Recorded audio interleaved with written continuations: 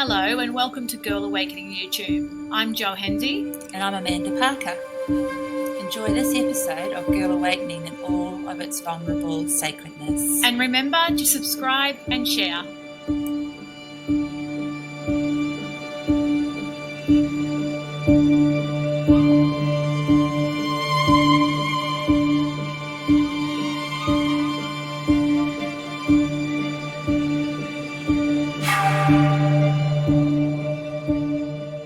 Good morning, Amanda. Oh, hello, sunshine. Oh, that's beautiful. Considering I don't feel very sunshiny, I'm healing though.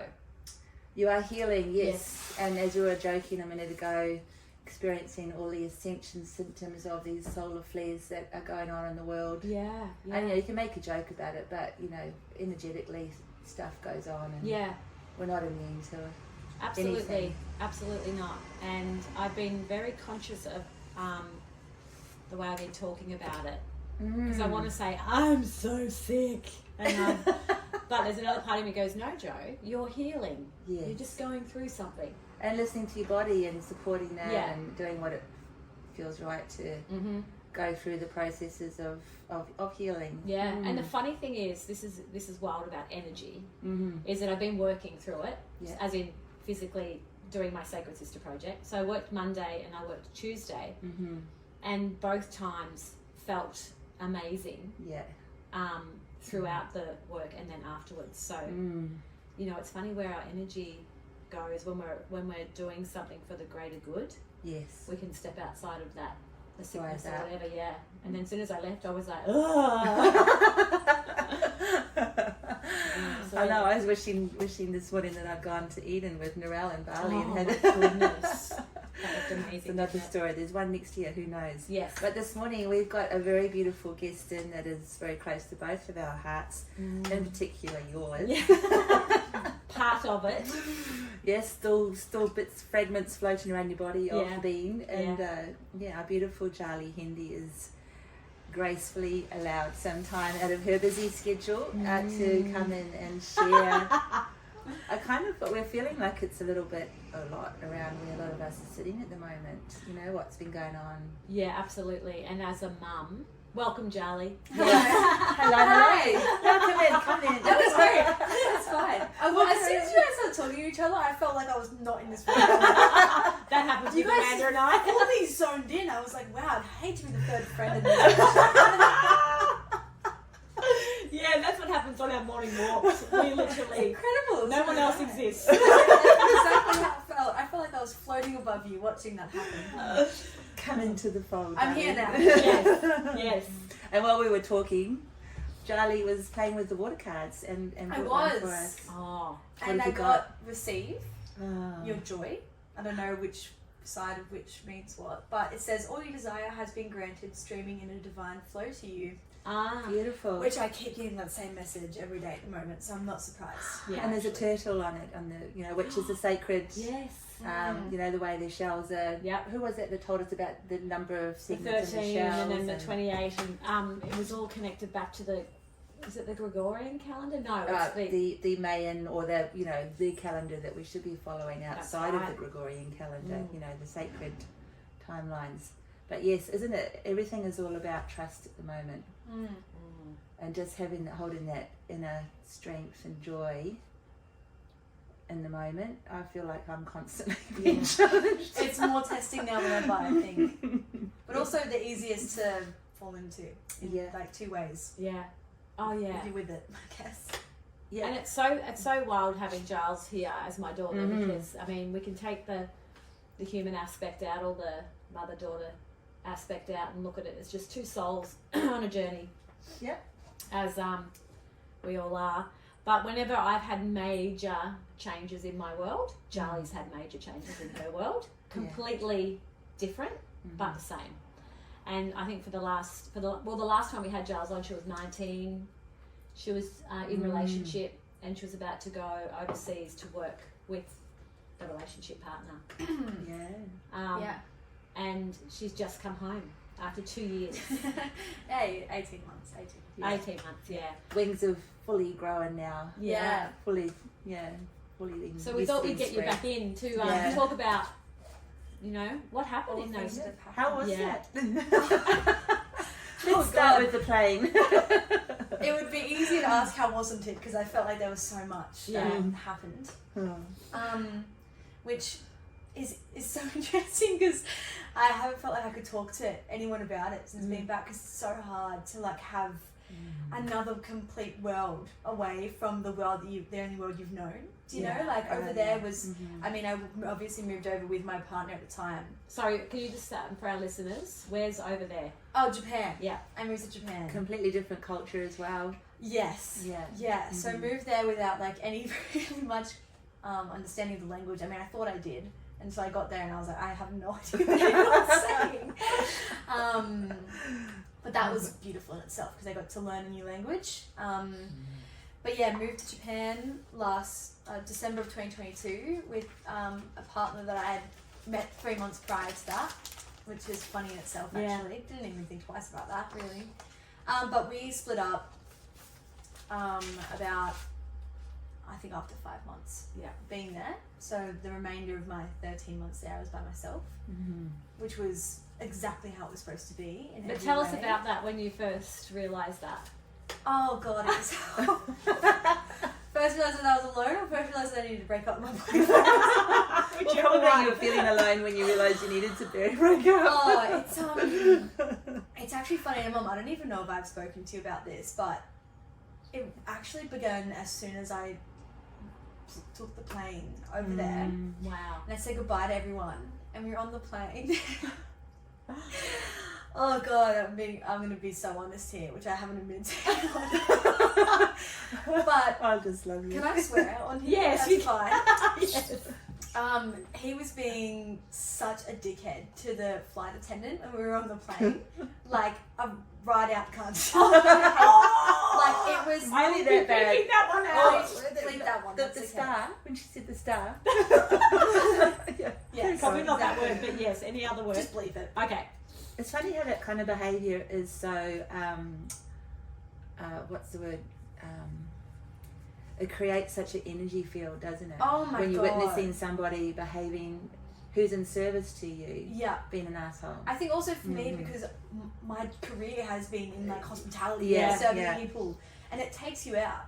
But But I think, even as a young girl, oh my God, Yes, it's just, you've and I never really liked that. pride Yeah. myself in being kind to people. yeah. I've grown up in a family like that. So the least attractive thing on planet Earth is when people can't show people basic respect.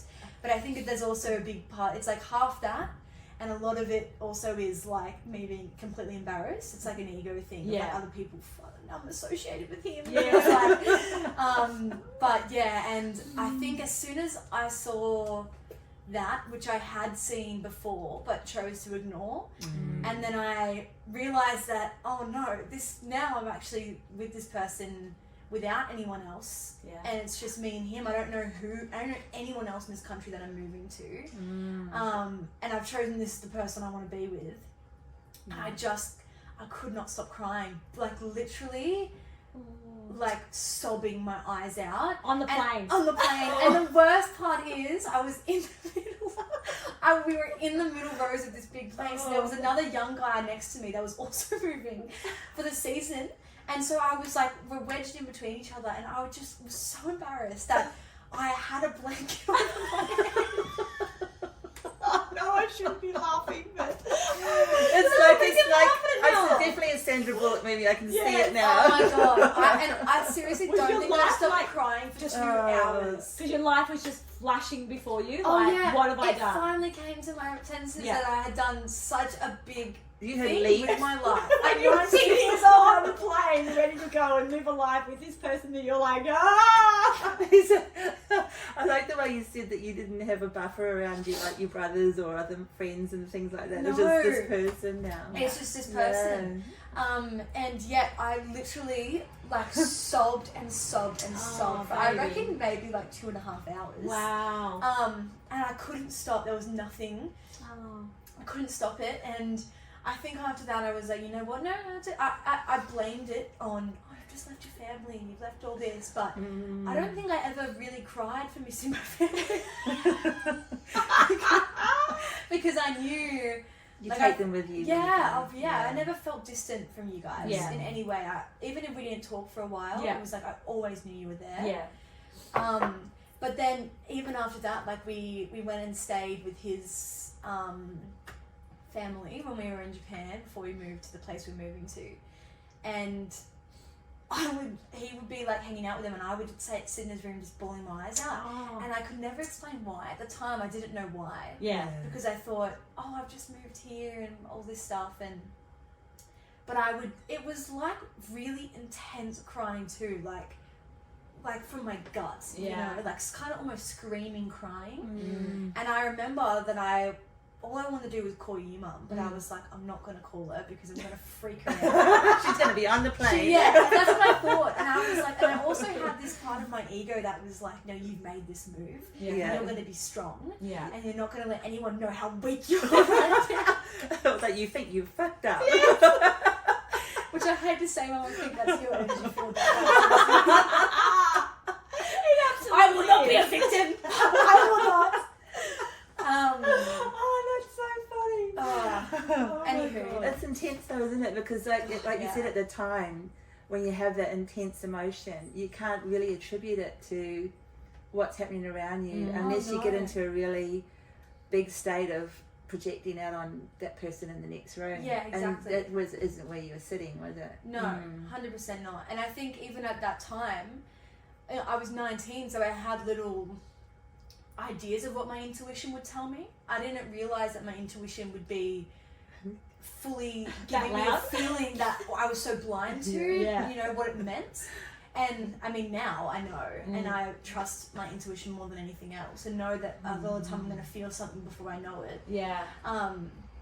But at the time I couldn't put those two things together. I think I part of me did. I wanted to ignore that voice in my head though. Well, now in hindsight is just such an amazing thing. We know that. And we've talked about this too, but I was just thinking how ironic that you're on the plane. Like you cannot escape. Literally. And you know what? It faced all of my fears as well, because I was surrounded by a bunch of people. Yeah. So many people. You know, you're on a plane and you're right next to... You couldn't be more confined space. Seriously, and the embarrassment. Everybody's watching everybody. Oh like on a plane, when somebody moves, gets up to go to the bathroom, everybody's looking at you. You know that. You kind of try to be in your... Yeah, especially when you're crying. So it's like, and you're a young girl, everybody would be like... The energy that would be like, I hope she's okay, you know, what's going on? Or, there's all that. Yeah. And I even like saying that, I thought at one point I was like, I'll go and get up and go to the bathroom, and we'll just like walk somewhere else. So I'm not next to this man crying. Yeah. And then I was like, no, but as soon as I walk back, everyone's going to see me. I have to face everyone on the entire plane. It's the worst idea ever. They didn't bring my meal. That's what it is. Oh my God. Oh God. So meanwhile, was moving on. So you've seen that, which is so beautiful in itself. Like that's been played out for you to go, wow, the look where I awareness. am. Yeah, look where I am. How am I going to handle this? You know, what do I do now? I'm about to move to this country because it's not his fault. That's just who he is. Just, you're on a journey, absolutely. And each experiencing it in different ways. He was probably just like incredibly proud of like, this is my girl, and playing against my family, we're going to have adventure. Probably in a totally different space. And and he's played that out before many times, and it's been okay. I just don't think he was in that space at all, to be honest. Yeah. I think he actually was in a space of really blaming me for taking him back to that country. Well, there you go. I think that was the problem with our relationship, is that for me, it was a big step forward in my journey. Yeah. For him, he felt like it was a big step back. Yeah. Because he'd already been there and lived there, and like, you don't make a lot of money there. Yeah. And he was at that point in his male life of wanting to make lots of money and be successful. And I was wanting to make no money and be free. And experience things that are exactly. And that's so how beautiful. It didn't match up at all, and I think it took both of us out. So you basically were there now for 5 months together? Yeah. So we lived together in a snow town, and God, it was honestly probably the saddest 5 months of my entire life. Yeah. Crying didn't stop. And Yeah. I'm not a crier. No. Not anymore. I feel Yeah. like I haven't cried like that since then, which Yeah. is now it's been over a year. But just so lonely. So, oh my God, so alone. I've never felt so alone. Yeah. And which is, you know, you hear that saying, like, you know, you can be in a room full of people and feel the most alone you've ever felt. Yeah. And that's exactly how it was. I was surrounded by all of these new people and so many stories and things, but I didn't feel like myself.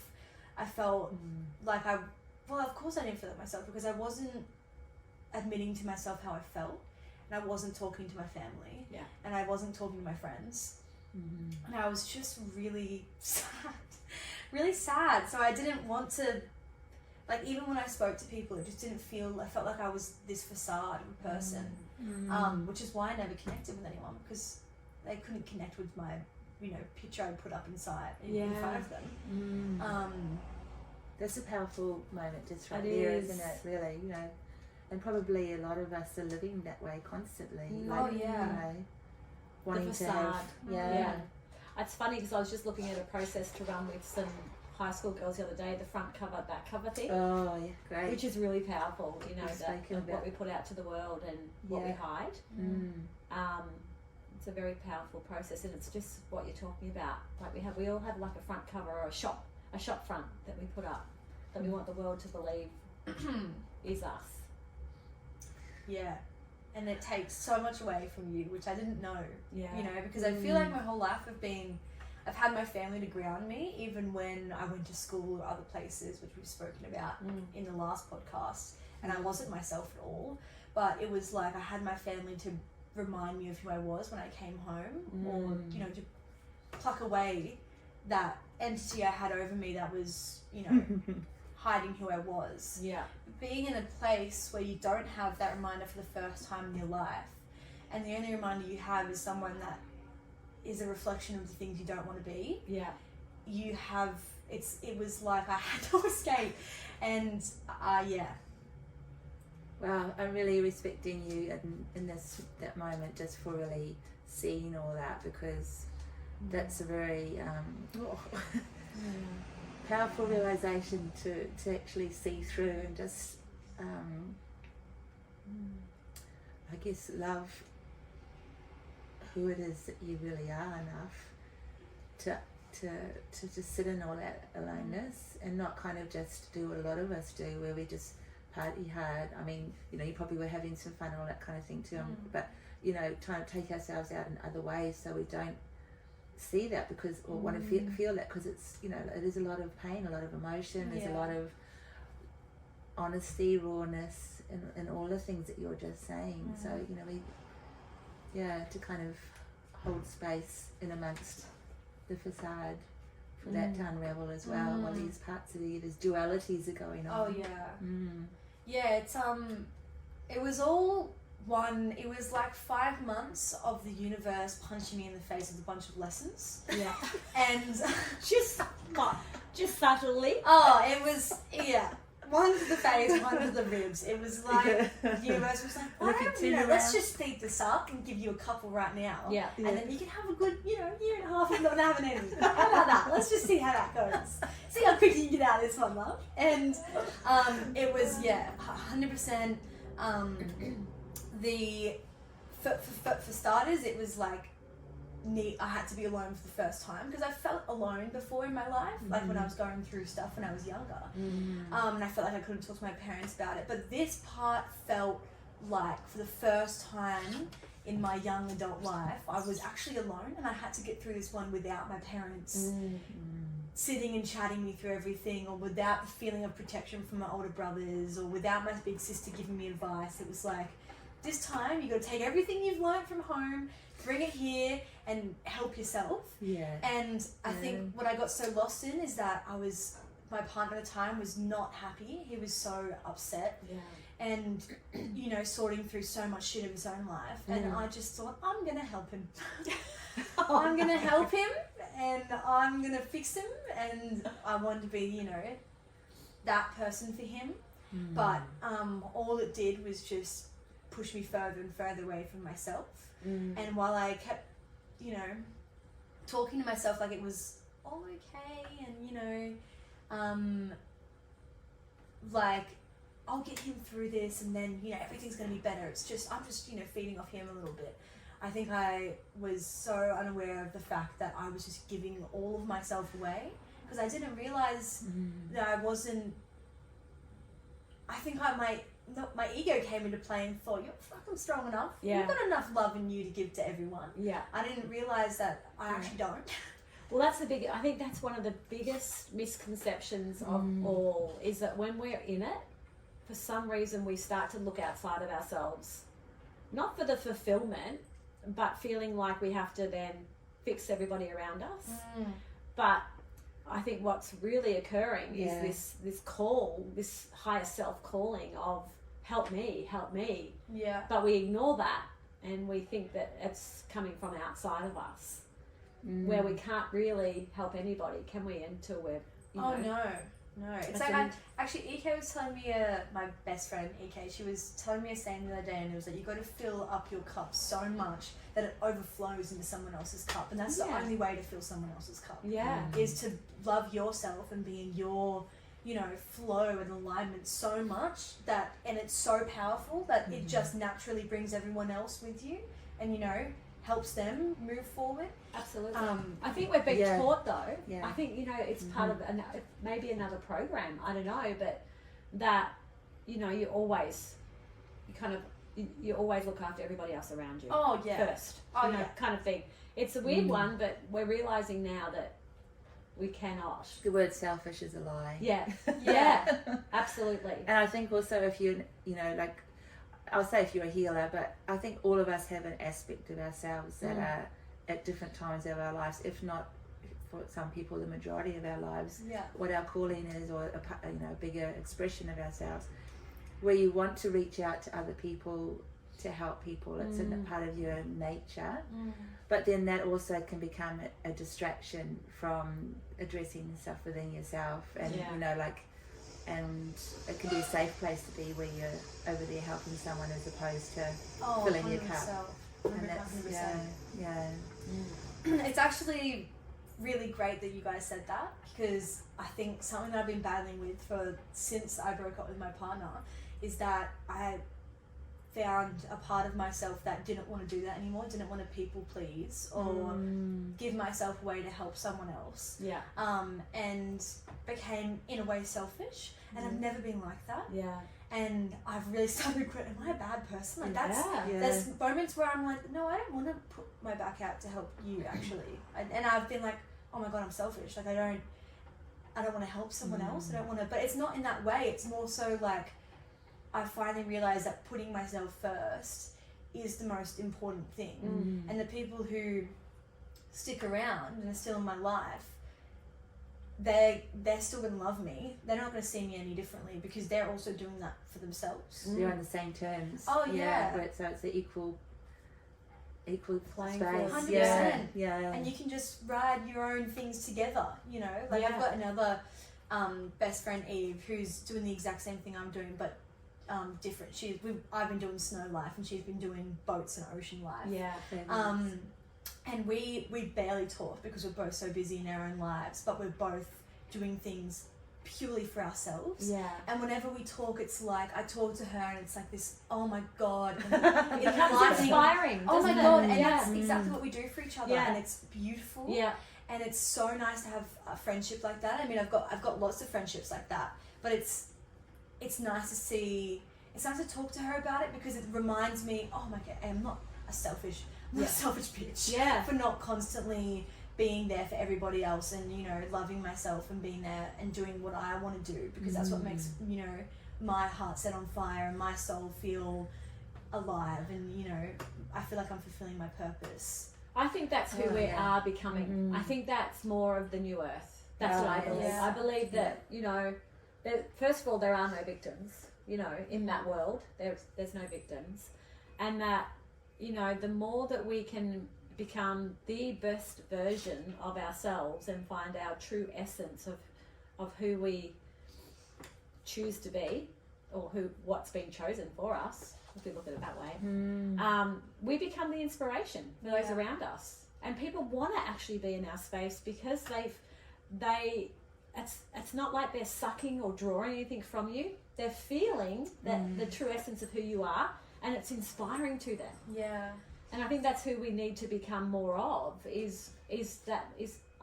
hate using the word being more selfish, but it is. That's exactly what the term we have to use for this 3D world is. You do have to be selfish. I forget what the root of selfish is, but it's actually got quite a beautiful meaning. But we've corrupted it. Turned the word around. Yeah. Because on the other side, on the opposing side of that, is just joy and more love, and there's more support. You know, we talk about being there for ourselves, and you know, but when we're filling ourselves up, we become so much more fuller for those around us. And when we feel that fulfillment, anything's possible. That energy you have then is amazing. And then you're also not seeking replacement things like, you know, cake, ciggies, you know, sugar, all the stuff, you know, those things that kind of like, I want to feel full. Yes. Well, that's kind of the reason why we play out. I wanted to get Jaali on, because not only is she an inspiration to me, but she's just blowing my mind with when we have conversations now, and she tells me these things, and I'm like, oh my God, that's what we've been talking about. I'll just send you this. You're an example of that. Oh, I don't even know why I'm surprised with how aligned my world is right now. But everything we're talking about has been just coming up so recently for me. Yeah. And everything that's, all of this stuff is what I feel like I've really tapped into in the last year, especially. And even the whole... I watched this video last night randomly. I've been reading this book that I haven't put down. I think I read for 8 hours yesterday. Oh, I love those days. Absolutely obsessed with it. But I had to take my eyes away from the page for a minute. So I was like, I'm just going to go look on YouTube real quick. And this video came up, and it was this guy, and he was like, you know, you ever wonder why you reach for the like what you're saying, to feel full, the sweet relief, the, you know, little dopamine rush. You wonder why, and it's like, because you don't have, all of us, we're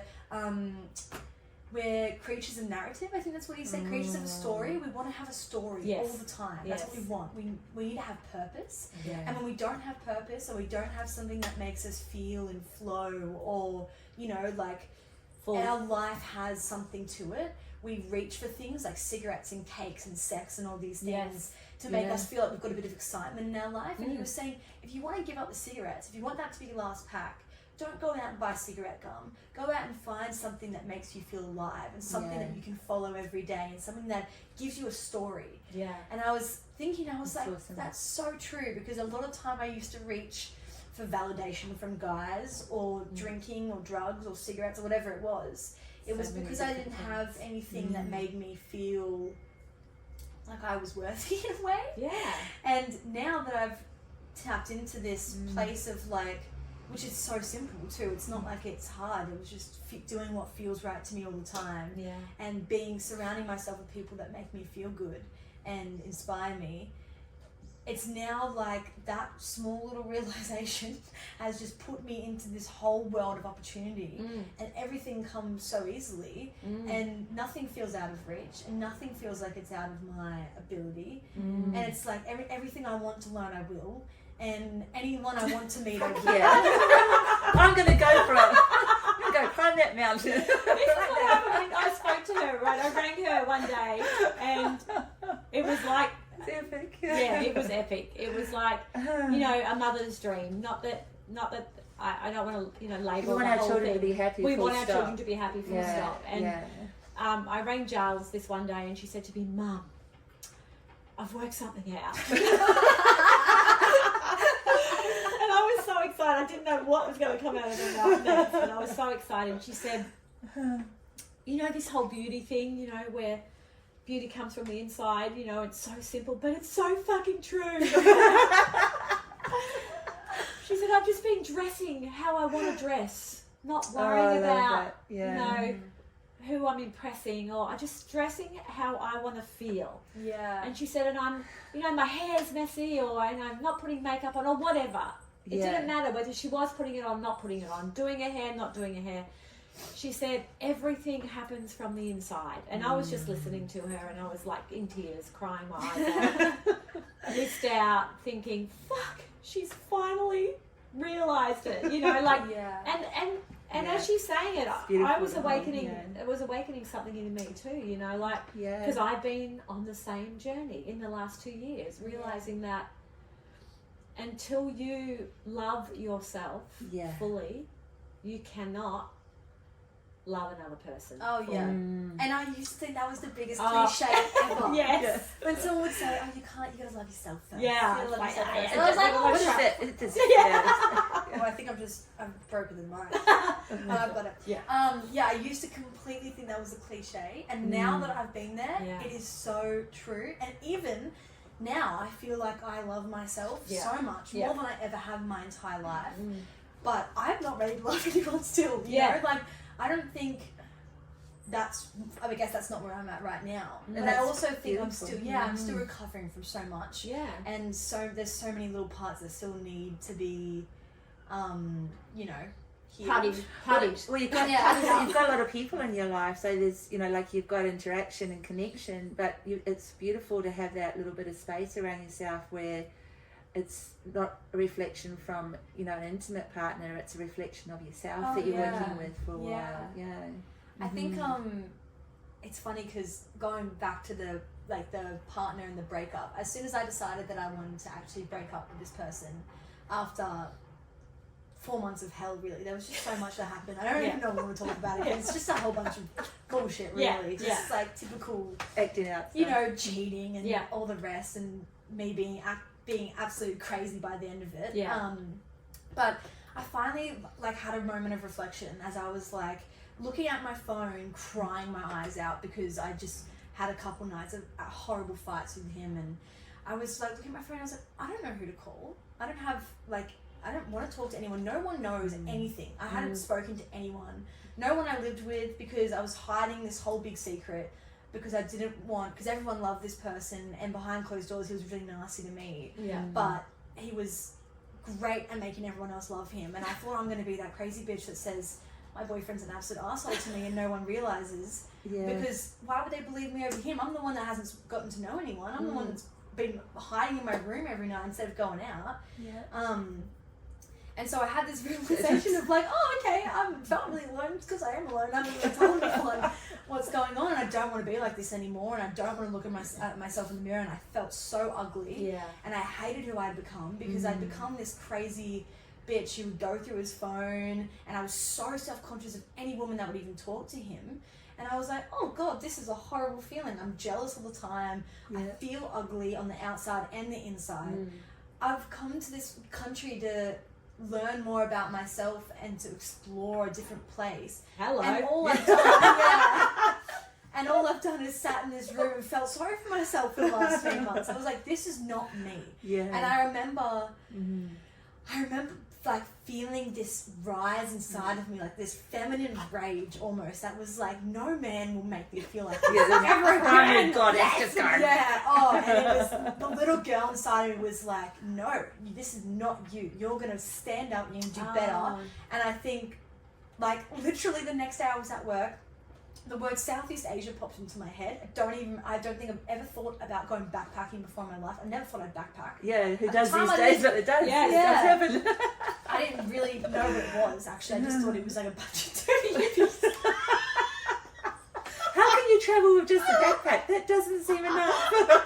Dirty hippies.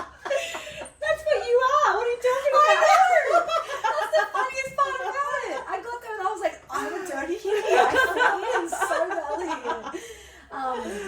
And then I literally was like, you know what? I'm actually not, because my partner, my ex-boyfriend, he was planning to go back to Australia to make money again because he was absolutely so obsessed that he wasn't an alpha male at home with a business and a house. It's so wild though, because I just want to stop right there. Yeah. It's so, like, I'm just listening to it all, and I have heard it all, but it's so amazing. We talk about this all the time, that everything's happening for us. Oh yeah. Like everything, like from that moment on the plane, right? That was your opportunity then. I mean, if you were really tuned in, you would have been, okay, I need to end this. right Oh, here yeah. and now. Oh, You Well, know? that's the thing, like in the movies, that we all kind of go, Yes. not again, as soon as there's a wedding scene in the movie and you can see that they've gone conflict, you're going to go, you know, they've spent $100,000 on a wedding and one of them's going to walk out on the day and it's all going to be fine. Yeah, Yeah. You're on yeah. a plane. absolutely. Do I say, I want you to get a return ticket, or I'm going to get a return ticket, or, you know, and as soon as we land, you know, this There's so many things. There's so many things that just logically don't compute but are so right. Absolutely. Mhm. But there was an opportunity and it didn't happen. Yes. Oh, yeah. So the universe goes, okay, I put that in your lap. You didn't take it. I gave you, offered you something, both of you something. You didn't take it. Now we're going to the next layer. Yeah. You know, it's like, I love when you can look back and pull things Oh, apart. 100%. How you can see the universe is delivering what you need. Oh, yeah. And if you don't action it, then it will just go to the next lesson. So for you, it was finding the self-love. Oh, yeah. Yes. And even so And many even for little him, things there was inside something happening too. Yeah. That was Yeah. perfect for him. 100%. Yeah. And I think, honestly, for him, in a lot of ways, I think his was self-love too. I Yeah. don't think he realised that at the time. Yeah. But he had no love for himself. Yeah. Which is why I was giving You him were all of trying to mine. feel, yeah. You know? And also, this, it's almost like you love each other enough that you're going to try to work it out. Yeah. But then you end up sabotaging it in some way Oh, yeah. to make the other person say, fuck off. Yeah. Or, Seriously. you know, it's like you end up doing ugly things kind Yeah. of thing. You know, Yeah. it's kind of it's a weird kind of love. And it is. that we Weird often and live. unique. I mean, I was living Yeah. in Japan at 19 with a guy I met 3 months ago. Yeah. And I don't know But it's how all any perfect. 19-year-old's supposed to navigate that, you know? Yeah. But yeah, I think when You're I came willing. to that realization that I felt ugly and all that. And, Yeah. you know, he went back to Australia and I decided I'm going to stay in Japan. And then I booked a one-way flight to Thailand and was like, I'm back in Southeast Asia. And then Yeah. eventually convinced my best mate EK to come along too. Which was funny because perfect. she broke up with her boyfriend Yes. as well to come. And God, we had the best time ever. But Yeah. I think Amazing. after that I... Healed those wounds a little Yeah. bit. Oh yeah, I just Yeah. came to this like moment with myself where I was like, I think what I didn't realize was prior to this time and prior to this relationship, I based all of my self-value off of my looks. Yeah. And as much as I've always, you know, had appreciation for who I am on the inside, I've never loved myself because of who I am on the inside. I love myself because people thought I was attractive Yeah. and because I had long legs and all, you know, all Yes. this materialistic stuff that doesn't matter. Yeah. And I think I went, oh, okay, so that's how easily my self-love can be stripped away when it's based on something that will eventually get stripped away. You know, one day I'm not going to look like this anymore. No wonder I've got such a weak sense of self-love. It's because this is not a real thing. This is not... Why those Oh. wrinkles freak us out so much if Yeah. that's, you know, and then we go and deal with those somehow. Oh, 100%. Yeah. And so I'm like, and it's funny because... That's a really big. It's a big one. You have to. That's a big one. We have to hold this moment for a moment because this is really huge for a 19, 20-year-old girl to have that realization. I just Yeah. wish for all girls to have that realization. You know, Yes. because especially on the Gold Coast, oh my goodness, we're so caught in a world of hurt Yeah. when it comes to Seeing looks, ourselves. seeing ourselves. Mm. And how is that going to play out in the future? You know, it's a powerful thing that you're talking about. You know? It is. It is actually. You're so right, and I think, it's funny how these energies are different. Like the women that I was surrounding myself with, where I was living in Japan, all had that realization at the same as me, whether it was just at the same time or before. But I was surrounded by a bunch of women that loved doing things and learning and being creative. And they weren't, it was never about how we looked. I never felt like any of us compared ourselves to each other. So it was like this perfect harmony of me having this realization and then meeting this bunch of girls who were incredibly confident in who they were as women and didn't, you know, reflect this nasty feeling of not Why good you're wearing enough. it. Yeah, exactly. Yeah. And that really, because they were all older than me too, all in their late 20s, mid 20s, late 20s. And it was like this feminine, beautiful mother nature of coming through the, you know, hands of these young women, just being like, oh yeah, that's so true, isn't it so true? Like, I'm so glad you're realizing this. And like, I just started realizing that I saw these women and they were like, they had all these hobbies and all these things. Like, we all love to crochet. That's the thing. I just was waiting for that to come in because Yeah. I'm still waiting for my beanie, by the way. It's coming. Can I just ask quickly? Yeah. How long was it between you and your ex separating and him moving back, Yeah. and then you meeting this group of women? Like, was there a time in between there? Like, was there a decision that you made or a realization that you had that all of a sudden something popped, something shifted inside of you, and all of a sudden, bam, there was these women here? Was that like kind of when you started showing people more of yourself? More of you? Yeah. Well, Yeah. so in this to give a bit of perspective, where we were living, it's like, because it's a snow town, you've got tens of thousands of people from December till March, and then after that, nobody. Yes. So when he left was right at that time where everyone was leaving. Yeah. And so it was only the people that were staying for the summer, who there was about probably 15 of us as foreigners, and the rest is Japanese. Yeah. Stayed. So right after that, I think I was heartbroken at the same time, because I had lost the only person that I Yeah. felt connected to, even though I wasn't connected to him at the same time.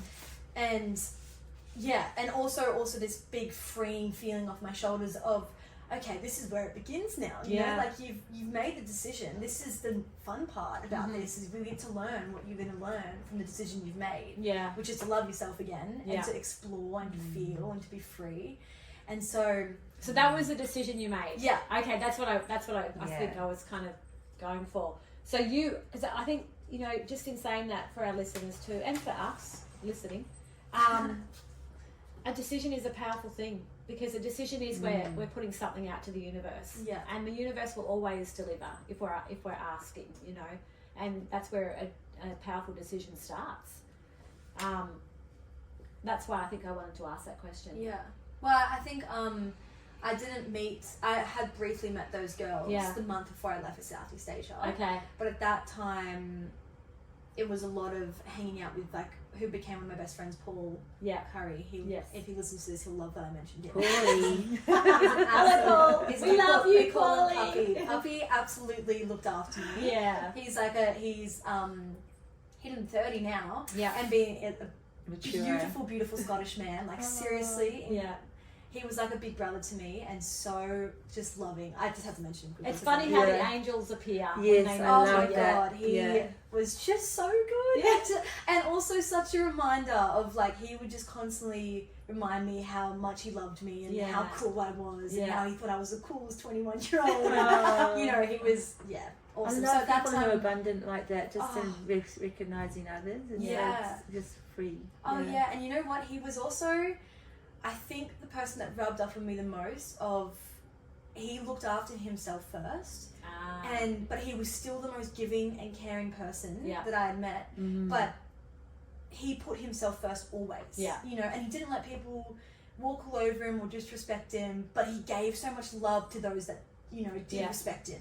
And did put their hand out for him too. And it was like, I looked at him and I was like, that's how I want to be, because he was so respected, yet so caring and loving and, you know, protective of his own energy, yet giving it away so easily without affecting himself at the same time. Well, that's So the he's power of inspiration. exchange, isn't it? Yeah, That's the power of exchange. Yeah, true. It's like there's no, you know, more. Imbalance. It's just a beautiful. It's like that movie, the Celestine Prophecy, where she's trying to teach him the giving and receiving, and the two people are sitting there and they're seeing the love go between their hearts. That's what I'm talking about. It's that exchange. Isn't that the most powerful thing of it all? Yeah. It's like, you know, if you feel like, in your idea of what the world is, if you feel like we are all one, then isn't that the most, it's like we're finally gluing back together as, you know, one part of this oneness when we connect like that. And when we have that exchange. When when you're like even engulfed in such a beautiful, you know, high vibrational conversation with someone, it's the highest dopamine rush you've ever had. It's the best. And you're like, oh my god, it's all about, I'm having the best time right now, and then when it's the end, it's like you've got this exchange exchange of energy and honesty and vulnerability with someone. And realizations and oh my God, expansion. And everything else falls away. Yeah. All the other bullshit, the ego and the need to be right or prove yourself or show that you're smart. There's no time. There's no time. It's the best. Yes. And it's times like that where it's like pure connection and pure, like you said, exchange with someone without any like bad intention and just pure love and light being transmuted with someone. Yes. It's incredible. There's nothing that matches it. Yeah. And you realise when you have those conversations and you walk away and then you have another conversation, how so many conversations are often being steered in a certain direction because of one person's energy field or intention around the things. And, you know, often we're in that space of like, you know, the conversations aren't happening spontaneous, you know, the connection is there in a controlled way or a, you know, a gaining kind of way, out of balance way. Absolutely. But when it's a pure exchange, it's just just even you hear you amazing. talk around it, you start feeling like this. But even the synchronicities start to open, like then you leave from that conversation, that beautiful, powerful expansion, and you leave, and the synchronicities and the little gifts and everything, the whole world starts opening up. Oh yeah. Butterflies. It's beautiful. It's beautiful. And I think it's crazy how simple it all becomes. Yeah. Like I don't know, I'm only 21, right? So I think I'm sure it'll get a bit more complex when I get to my next stages of this awakening in a way. It may. It may not. We never know. We never know. But I think I was so busy trying to overcomplicate everything and explain everything down to a T and, you know, get into these depths until it was like the thing that really saved me in a way, I would say, is that I just went, you know what, I just want to live a simple life, and I just want to feel love and give love and learn. And that was my biggest thing. I was like, I just want to learn new things. I want to build this thing inside of me where I feel knowledgeable and abundant of, you know, all of these things and things that I can talk about and ways that I can express myself in healthy ways, like creative ways. And so I would read more, and I studied up on my Japanese, and I learned how to crochet, and I started walking and cooking all the time. And it was like I just started finding all these creative outlets that helped me feel abundant in myself. And it's funny because I felt like as I was doing that, I started to, the way I looked changed in that moment because I let go of so much, and I became a much more natural version of myself, and I didn't care. I didn't care for the first time because this realization came up inside of me, which now I'm just so grateful to carry, is that it doesn't matter if someone doesn't like me or doesn't think I'm attractive or any of that, because I know who I am and I'm proud of who I am and I love myself, that it's their loss. Like that, or I'm not connected to them, and that's okay. There's someone that is connected to them, there's someone that's connected to me, and it's not a reflection of who I am or my beauty or my, you know, substance or any of that. It's like not everyone is meant for me, and it's not a reflection of me. And like that's a big thing for me to carry, because I used to want everyone to love me and like me. The people pleaser. And I'd put myself out to make sure that people thought that I was good enough. Do you know what I mean? Yeah. But now it's like I can sit by myself for hours or weeks, and I did a lot in Japan, and love my own company, and I just don't feel like I need anybody. And so if people come, and they come. But I'm not searching for them anymore to make myself feel better. Yeah, you did the full zen. You did the being in that Japanese soil. But what I'm hearing too, deeper than the people pleaser, is that you're anchoring into belonging. Because, you know, I feel like the people pleaser is up here still, but, you know, like the belongingness, not, you know, knowing that you're here for a purpose.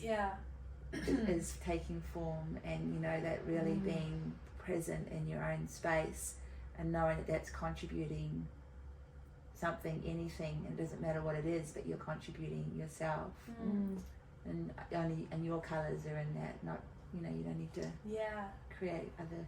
Yeah, exactly. That's really cool. It's a I love it.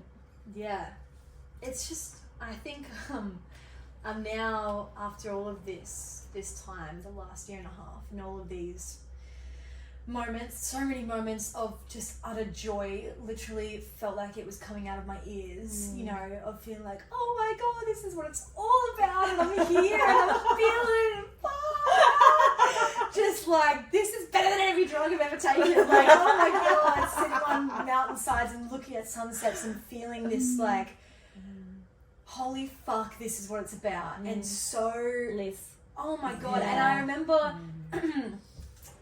it's actually funny. Wait, I wrote something in my phone. Can I look at my phone? Yes, absolutely. I wrote something in my phone because last year I came back in, I think, October. Yeah, for a week. I came back for a week to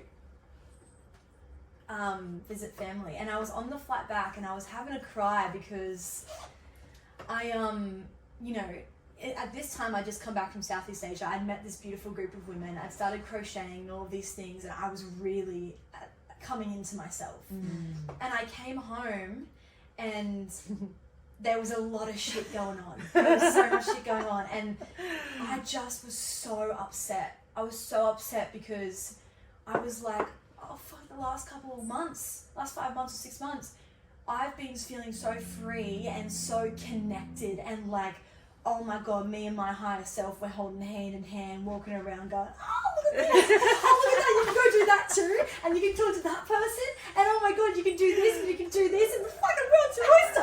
You know, like finally having that realization, and I'm like, oh my God, this is what it's all about, and it was so simple. Yeah. All I had to do was let go, and just like, you know, be for myself, and let go of all of these expectations, and have some time alone, and just not be constantly searching for something, and just let go, just be.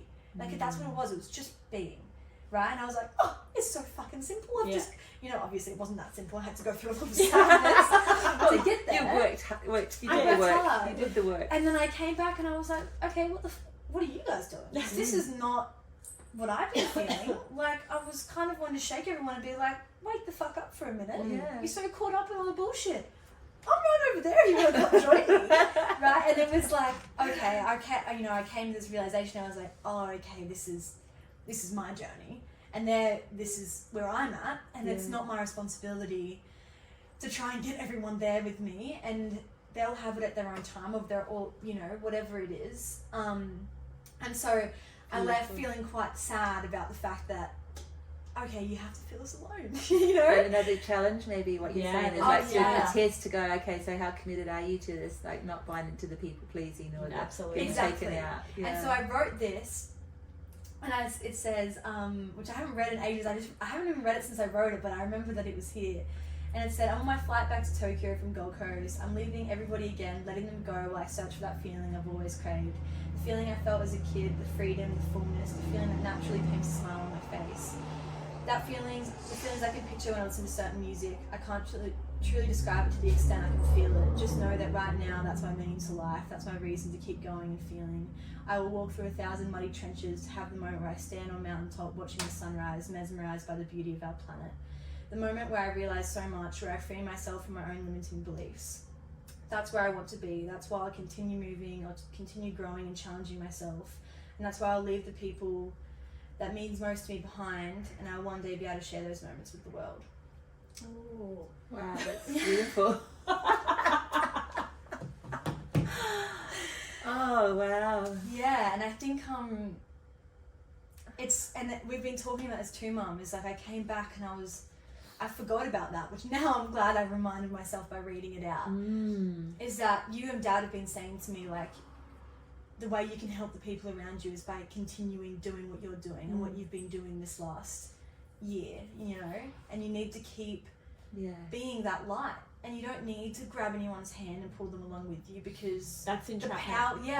That's the whole and again a misconception of, because that's entrapment. I think biggest, and then like I'm realizing that now, is like the best and only way that you can truly help someone is by doing what is meant for you. Absolutely. Because when you're in alignment and fulfilling your purpose and happy, genuinely happy, you have the brightest vibration out of anyone. That's the beauty of how we are on this planet. We don't remember anything, you know, because when we finally tap back into source and tap back into who we really are and follow that, we're the brightest light in the sky, and everyone's attracted to it. Everyone's moth to that, you know, light if they're ready for it. And then that, you know, in one way or another brings them to find that for themselves. And I've noticed that because I felt like the girls that I was around did that for me. Yeah. And now I can do that for other people, you know. Yeah. It's funny because someone very wise said this to me just recently. You know, when someone's in the hole, you can't get in the hole with them.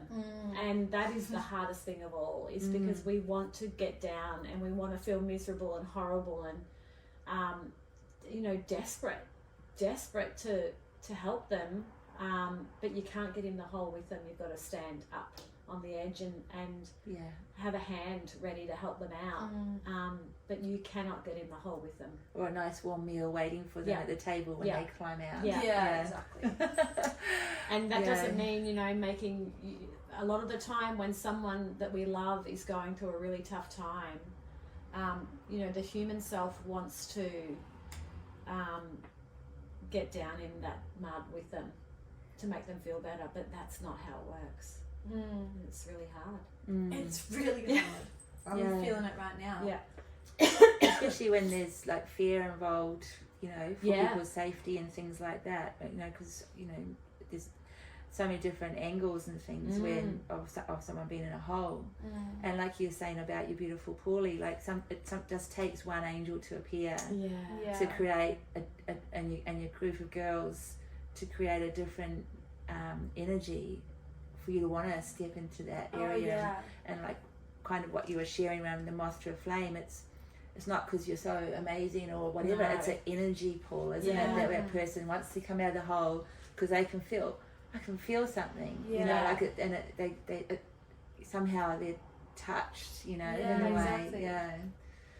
Yeah, so I love big space. It is a very big space, and just what you said then, Amanda, is, you know, it doesn't have to be big, loud, you know, ritzy, glitzy, all of that. It can be done very quietly. Oh yeah. And the power in that quietness and stillness is so, it's deafening.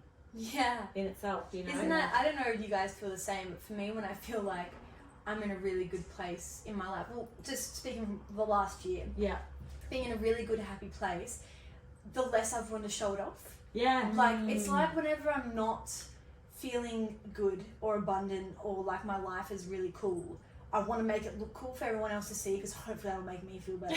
But as soon as I feel like my life is great and cool and adventurous and I'm proud of who I am, I don't need to tell anyone. Yeah. Because I like all of the power and energy and love and light that I need is coming from me. Yeah. And straight back into me and into the people around me, and they're giving it to me, and it's like I don't need a bunch of other people to validate my experience right now because I'm just feeding to myself. Absolutely. And I want to that just reminded me of something I wanted to talk about a little bit ago because all the feelings and all that are wonderful, but I want to talk about this area around creativity. They're bloody amazing. Yes, they are. They're amazing. But you know, there's lots of clogs, or is that what you call it? There's lots of cogs in the wheel, you know, and one of the biggest ones is this creativity, because we know now, it's been proven in science that when we get creative in the essence of who we are, like your crocheting or even your reading of the book, it creates expansion in us, right? To be able to understand who we are, and it comes through being creative because our mind is expanding. We're becoming a lot more resourceful in how we create things, like with our hands and everything. Well, we're coming back to like what we always used to do, but it's kind of like what you were saying before around loving yourself, you know. Sounds so cliche or so you know, nice. It's connecting back into that. It's like a remembering. Yes. And the creating something of ourselves Yes. is again coming back to that, what you were just sharing around, you're filling your cup, your energy is filling yourself up, like, so that it's kind of, I guess, absolutely. There's cogs in the same wheel. We've lost touch with that, literally. Yes. Lost Yeah. touch. Yeah. It's like, Yeah. because before, there was shops and phones and computers and all of that. We had rocks and, we had to get creative with how we drew on rock walls and stuff like that. It's like it is the remembering, but in essence, it's so powerful. That whole finding the essence of who we are, and then finding what creative genius is inside of us. The gifts that we have to give is awakening in us in those moments, and that's the true fulfillment. Oh yeah. But I think, isn't it, and can you call me a conspiracy theorist, doesn't it make so much sense though? I mean, they want to, like, the people, dark entities of this earth, they don't want us to be connected with ourselves, and they don't want us to feel this feeling of pure light and love and creativity and self-expression in, a beautiful way. They want us to be lost and under, not connected to ourselves and asleep, and because we're so much more powerful when we are in that light, right? So they just we're giving all these things in front of us to overcomplicate us, the phones and the makeup and the, the jobs and the money and the politics and the Hollywood and all the rest. It's like all of these things to just crowd our minds. Stimulate. Yeah, exactly. To take away from just the simple things. Yeah, the simple things. Yeah, it's that like you can pick up a hook. Yeah. And some wool. And some wool. And just crochet yourself a hat. Actually, you're going to have to teach me, because I used to love knitting when I was younger. The same. Yeah. Mum used to knit knit and crochet. So all our it's incredible. Things. Yeah. And there's something, for me, it was the first time that I've had something that's like I've got photos bloody of Jaali. Hats on and gloves seriously? on and scarves on, and she's like, so Mum. addicted. I would crochet for hours and hours and hours every day. Especially because at the time I had no money and no jobs, and I was living in this house, and I was like, what am I going to do with myself? Get a 90-cent thing of yarn and make a hat and stuff. But it was you could have become a pot addict, or you could have become a drug addict, or alcoholic, which is a lot more expensive. But that's, this is where people get caught. No, 100%. Yeah. But back to my point, I'm just going to say really quickly. I know what you're going to say. It was the first, it's the first time that I had made something for myself that it would felt like back to days where, we had hunters and gatherers and stuff like that, and you would hunt for your food, or you would make things to protect yourself, and it was like, it's the first time I'm like, I've learned something to make something that actually protects me, like, keeps me warm, like gloves and hats and scarves and stuff. And it's like, this is this really nice thing of like, I've actually created something that's good for me and helps me and is a skill. This is a skill. Yeah. Like an actually really cool skill. That's great. Absolutely. And I've never had one of those before. It was so beautiful. She would send me photos. She would send me photos of everything on. Lots of skills. And how much joy that she had, that she'd made all of this for her, and that it was going to keep her warm. I remember that balaclava thing that you made. God. I've never laughed so much in my whole life. See, there was a couple of mess ups. I made a balaclava for the snow. I wanted to make one that was really cool and stylish, but I knit it. It looked like crocheted a couple. It looked like a condom. It had like a pointy, like kind of extra bit of material on the top. That so it wasn't round over my head. It like stuck up, almost like a gnome or like a house elf or something. I'm Pixie. Which was funny because I spent so many goddamn hours on that thing, and finally put it on and went, oh! It's so annoying, but I'm not undoing the whole thing. I actually brought it back. It's still here. No, that's why you should keep that, because that it's a good reminder. Holds so many stories. Oh yeah, it's so beautiful. It was it was like meditation for me as well, because obviously when you're crocheting, for me when I was learning anyways, you have to watch every loop you do. You can't just like look away. You have to watch every loop, because you can't skip a loop, otherwise you mess up your entire project. And so it was just like this peaceful meditation of hours of just me loop. I'd listen to music and like I'd think about things, listen to podcasts, and it was the most peaceful time ever. Wow. Ever, because it was like, I find it really hard to meditate sometimes. But this distracted my hands for long enough that I could like in my head be like, okay, loop, loop, loop, until that word loop, loop, and that went away, and it was just silence. Yeah. And it was the first time that I'd done in such a long time. Wow. It's beautiful. And so obviously it was the perfect hobby for me to pick up because I needed that that time. Yeah. Well, it's a nice balance too, because you're creating something, but you're also in that space of peacefulness. Oh, So yeah. it's satisfying to see what you're creating, but your mind is in those waves of whatever waves they might be, of just being in a rhythm as well, which we do find it very hard to be in a space where our mind is in a beautiful flow as opposed to an erratic robotic Yeah. state. And I don't want to go into it too much, but Beyonce is making it very vogue to be wearing homemade things again, because she did a speech recently at some award night around her mother designed her dress, and her mum used to make all their clothes and this and that when they were growing up, and all those kind of things. And reading through the comments, which is always really beautiful, so many people were just like, my mum this, my mum that, and I was just like remembering all my little crochet dresses that mum used to make and sewing and things like that. And so I mean, it's a maybe a revival, I think, that's coming through, and you have to love people standing up and making very public something like this to tap back into when you have, on the wasteful side of things, or the systems, these big companies that are producing thousands of garments a day that just go to landfill. So there's a lot of remembering going on, I think, in a lot of the spaces, which is my point of bringing it up. Crochet. I think I didn't think crochet was a thing, but I thought that's what Nan was It's on doing. TikTok. There's actually TikTok, very true. There's actually a really big crochet knitting community, and it's a big thing, and it's also becoming like trendy. Which is like people are making really cool crochet things and selling them. Because obviously small businesses are becoming more and more prominent in today's society, because we are waking up to the fact that we have way too many things, and like let's bring it back to small creativity and small businesses and support small, which I think is really lifted off since COVID, especially. But how cool is that though?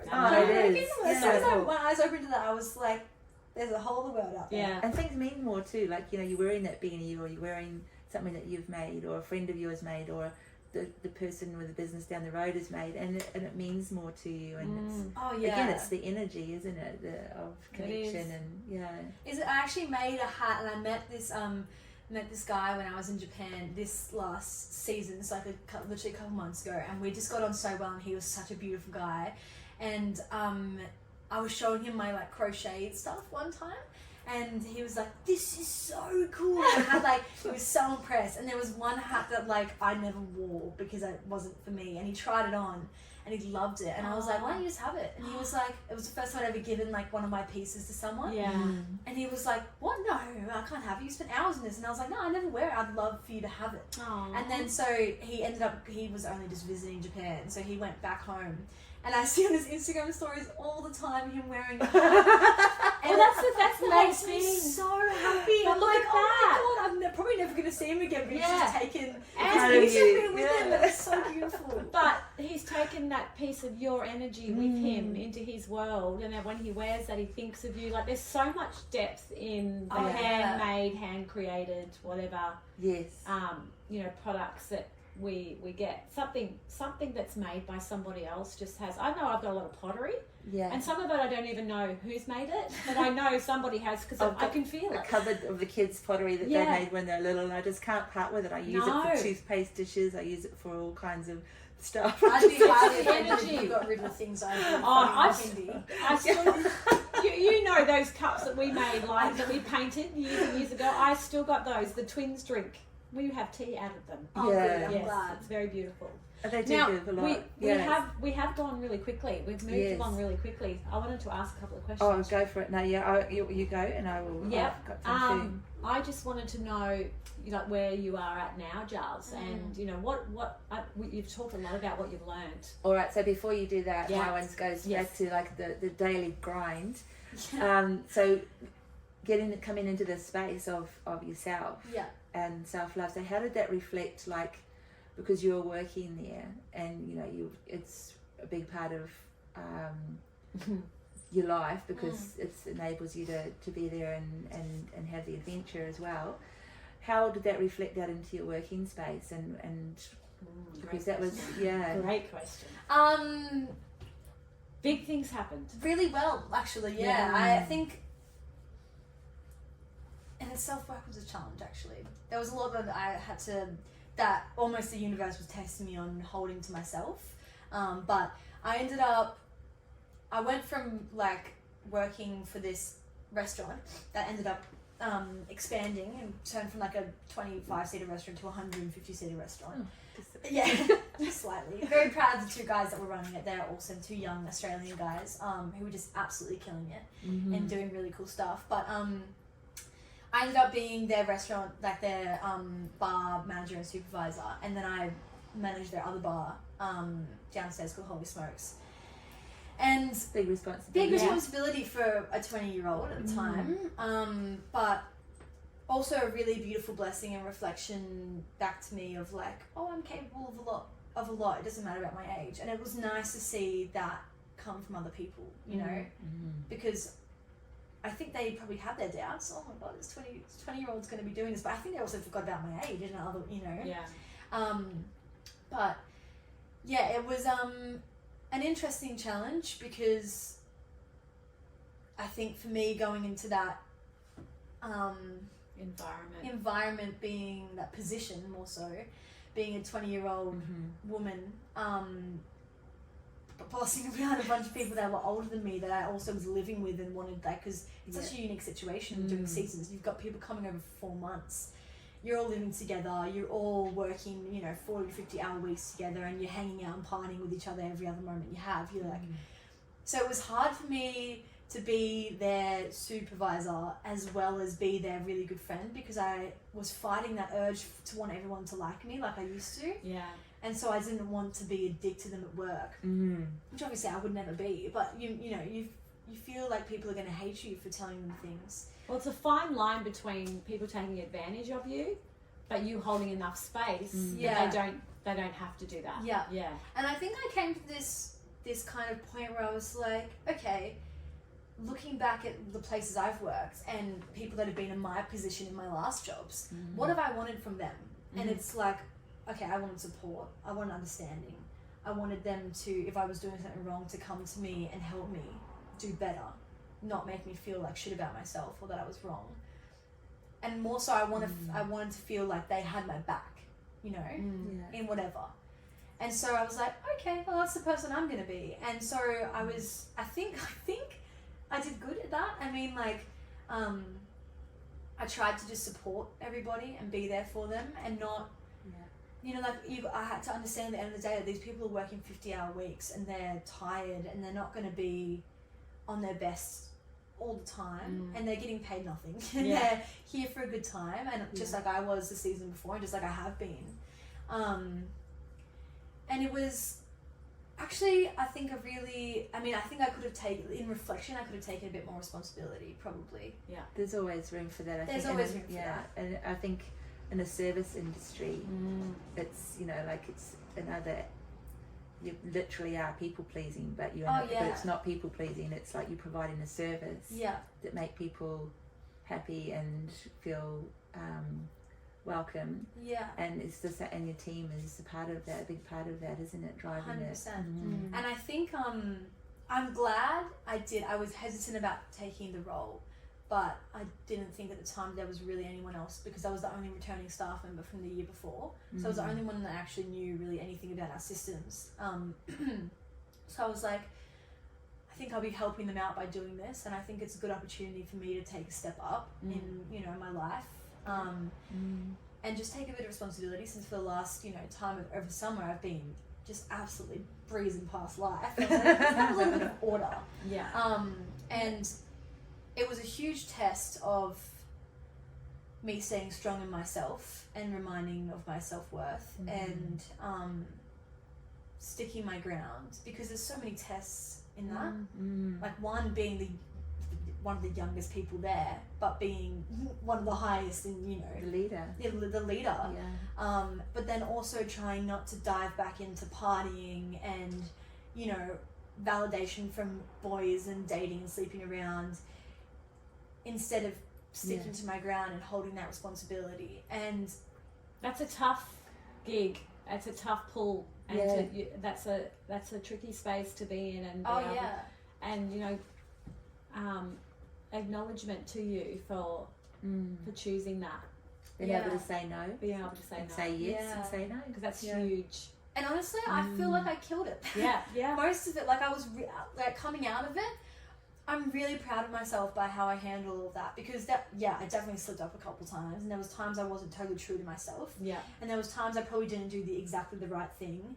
But at the end, I feel like I was gracious on myself, and I was gracious on the people around me, and I had such a great time while also learning a bunch of things and taking a lot of responsibility and having a lot of time for self-reflection and not beating myself up about all the things that I did wrong or making anyone else feel shit about the things that they did wrong. And like, it was so nice to have that, because it was like this one big breath in, breath out. Oh my God, I've closed that chapter. I've come to the end of this. That's what it felt like when I was leaving Japan. I was like, I came here to learn more about myself, and I came here to have a journey, and I didn't know what it would be. I mean, when I left, I thought it's all going to be fun and games and this really great time, and it was. It took me a while to, you know, get to that point of it, but I had come out of that like a completely different person. I feel like just a sense of expansion, like into, you know, your energy field, like filling out. It was like I went in and I went really deep down, and it showed me the depths of what I hadn't, you know, or the darkness that I hadn't come to terms with in myself, and all the things that I thought I had healed, you know, are working, and I hadn't. They were still down there. Showed me that last little bit of shit. It's like, let's deal with that before you can lift off and start flying away to different countries. And, you know, then I did the work, came out, played, adventured, you know, had peace, found myself again, explored more areas of me and how I can be me and how I can express myself. And the last part was like, okay, let's take all of that, put a bit of responsibility on top of it, put a bit of self-reflection, put a bit of like still helping others while staying true to yourself, and see if you can make that happen. And it was like, great, doing it, oh, sit back, doing it, and then I was like, okay, good, I can do this. And, you know, like I have actually found that part of myself. And now, to answer your question from before, I feel like I've come back, and it feels like almost a big kick in the gut, because I now am being faced with all of these things I used to entrap myself in, especially being back on the Gold Coast. God, every day I wake up here, I want to run away. We are amazing. We have blue skies and beaches and a big pile of shit. It's a great way to go to the next. I don't want to say level, but it's a great way to step up to the next challenge. Oh, it's such a test. It's testing me so much every day. This place is absolutely stunning, don't get me wrong, but there is so many entities and energy fields hovering over it that used to take me out, and I used to be a part of, and I didn't even know I was a part of it until I stepped out of it and looked back and went, oh, okay, I was a part of all of that, and no wonder I fucking love running around with everyone, because I couldn't see that I was so stuck in it. And now that I've come back and gone, I'm seeing a lot of things I don't want to be a part of, because I've seen all the things I do now. I've seen all the ways that actually make me feel really great about myself. And, you know, Mum and Dad always say to me, now that I've got this bug of, you know, wanting to travel and, you know, meet people, they're like, hey, that's great, but wherever you go, there you are. You know, like, you got to remember, you can run far and wide, but all your issues are still going to be there. And they're just going to manifest in different ways, you know? And so now it's like, I feel like I'm back here, and I've got to remember everything I've learned and stay true to myself and implement that in a place that brings up every single one of my insecurities and every single one of the things that, you know, built that darkness inside of me for my, you know, in my very adolescent years, and I think I'm gonna make it through fine. I feel like there's a lot of me that is ready for it. Yeah. But a lot of me that might be avoiding it too. Like I've been reading and I'm absolutely loving my book and I can't get enough of it. But now I'm thinking, did I pick up this book because I don't want to, read my own life right now? I want to have a narrative that's outside of my narrative. And the book is a complete fantasy. Oh yeah, it's all about dragons and power and magic, which by the way is awesome. Yes. And something that it's funny because I woke up this morning to you and instantly had the book relaying in my head. Like I can't actually. I don't think anyone understands how much I've been reading this book. Like I do. Yeah, well you do. Yeah. Every part of my brain is like an inner dialogue. I feel like someone's reading my life out to me at the moment because of how much I'm reading. Yeah. But it's really beautiful because I feel like every time I step away from the book, I'm seeing things a lot more vivid. Yeah. Oh. Almost like I'm on psychedelics. Yeah. Like, I mean, I'm not sure if you guys have done mushrooms or acid before. Not gonna tell. Yeah. We You don't could have to tell me. No, just kidding. Joe's told a lot. I've never done anything like that. Oh, you're so my mother. Yes. But I feel like whenever I'm on mushrooms or something like that, which is not often, by the way, I'm not like I'm doing mushrooms all the time, but whenever I have had an experience and a journey, I feel like I see everything more vividly, more for what it is than what it was before. Yeah. And that's how it's been feeling every time I lift up and look at my book. I'm like, whoa, oh my God, I've been in a whole other world, and now I'm looking at my world and it feels so vivid. And it's back to the creative thing, like it's expanding my mind. Yeah. And as soon as I step away from it, everything does feel expanded, and it's And that's what you want. That's what you want from a good book too. You want things to not, you want to be able to walk away from an amazing fantasy book that maybe is true in another dimension somewhere. Yeah, absolutely. I hope so. I want to find my dragon. Yeah. And when we step away from that book, we see the world differently. I know I did that with Anethia. Yeah, Anethia was fabulous. I told Jaali So about excited Anethia. to find that book. So it's like you want a good book to have that effect on you. I can remember being in Bali one time and they had a library at the place you could borrow a book, and there was a book by Paul Coelho and somebody else, a lady, and I picked up the book and it was like a shaman's journey, witchy kind of book. It was fabulous, and I picked it up in the afternoon and I didn't stop reading it till like midday the next day. I literally stayed awake all night in my little, and it was the most wonderful. It was like you're sharing. It was like going on a journey and experiencing. When I've put it down, I was thinking around myself in quite a different way, and my own magic and things like that, and creativity and things. And I feel like that's where books have that energy field where they do take us somewhere. And when you connect with something, and we can do audio and tablets and things like that, and it's perfect, but a book just has a different energy. There's something about to it, isn't it? And you're like, it's funny, we were in the bookstore or something the other day, and I was looking at the books going, holy shit, every single one of these has a whole other world in it. Like there is a world inside of these pages that you can only explore once you read it. And also it's a world of someone else's imagination. Yeah. This is all something that someone's wrote. Yeah. Someone's pulled it from their brain and put it on pages for us to dive into this whole other world. It just comes back to how powerful we are. Yes. The fact I'm reading all of this stuff and I'm like, oh my God, I'm picturing this, I'm in transmitting to a whole other world. Yeah. And this is just someone's imagination. And the way that you view it can be completely different from the next 100%. person that reads the same book, Oh, which is so 100%. amazing. It's all incredible. We can talk about that for so much time. And I think it's the power of staying in your own lane. Like when you're saying around, you step out of that book and you step out of the house and then out into the street here now. And there's, for me, the Gold Coast has always been one of those places where you have to choose the lane that you, or the layer that you, or the stream, or whatever it is that you run in.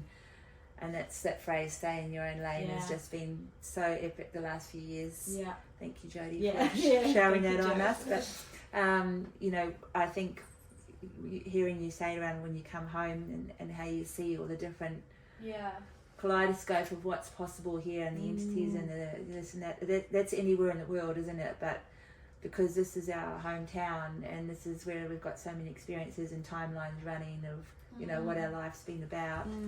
It's like, okay, so what threads are we gonna continue weaving, and what threads or crocheting, and what threads are we not? That's so true.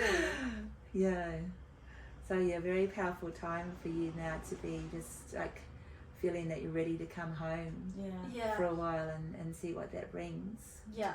I mean, ready is a strong statement. I'm probably ready. I'm Content. feeling yeah. Like it's the right thing to do, and but it scares the shit out of me. Yeah. It actually terrifies me, and I didn't think coming home would be so terrifying. Which is a great place to be. Yeah. Yeah. Oh yeah. Yeah. It means I'm growing in another way. Yeah. And I'm ready for it. I am ready to go to another level and explore another side of myself and find another thing that I obviously haven't fully worked through. Or is yet to come. Oh yeah, exactly. Or maybe we can go through another year of just pure joy and bliss. Wouldn't that be lovely? But I don't think- And maybe the Gold Coast needs you. That's another part of what I think is happening too, because I feel like there's probably a lot of people, and particularly not wanting to be ageist, but in your age group too, that are just like, what is here for me, but yet don't see a way of leaving or an opportunity for leaving or want to leave, but you're just kicking a can around the street, more or less, time passing by, on repeat. So I think there's a calling, that applies to a lot of our different age groups, but in particular I think the Gold Coast has just got such an incredible youth here, with so many talent, skills, so much beauty, but it's just not kind of really seen, is it? No. Or alive for whatever reason. Absolutely. Just getting So- caught up in other stuff. Yeah. But you're right. You are right. And I think I've just got to keep reminding myself that if I just keep being true to who I am and putting out my energy, then I'm going to attract the people that continue to reflect that for me, Absolutely. instead of dragging me into other stuff. Your vibe attracts your tribe. Damn right it does, Jojo. That's my favourite statement.